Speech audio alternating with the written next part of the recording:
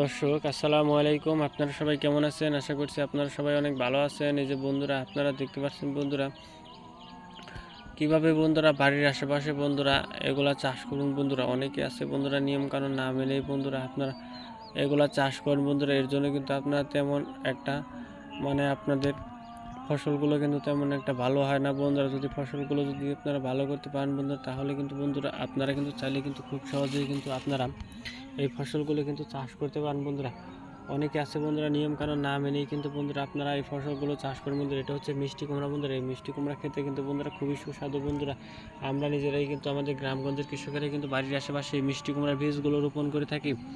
এই মিষ্টি কুমড়া খেলে কিন্তু বন্ধুরা আপনারা অনেক উপকার পাবেন বন্ধুরা। দেখতেই পাচ্ছেন বন্ধুরা এই মিষ্টি কুমড়ার বীজগুলো বন্ধুরা জমিতে কিন্তু বন্ধুরা অনেকে কিন্তু এই মিষ্টি কুমড়া বীজ এবং চারাগুলো রোপণ করে থাকে বন্ধুরা। আপনারাও চাইলে কিন্তু খুব সহজে কিন্তু এই মিষ্টি কুমড়ার বীজ এবং চারাগুলো কিন্তু আপনারা রোপণ করতে পারেন বন্ধুরা। এই অত্যন্ত উপকারী এই মিষ্টি কুমড়া এবং মিষ্টি কুমড়ার বীজগুলো কিন্তু আমরাই কিন্তু চাষ করে থাকি বন্ধুরা। তো বন্ধুরা যদি আমাদের এই মিষ্টি কুমড়া চারা এবং বীজগুলো যদি জমিতে রোপণ করেন, তাহলে কিন্তু আপনারা খুব সহজেই কিন্তু আপনারা এই মিষ্টি কুমড়া চারা এবং বীজগুলো কিন্তু রোপণ করতে পারেন বন্ধুরা।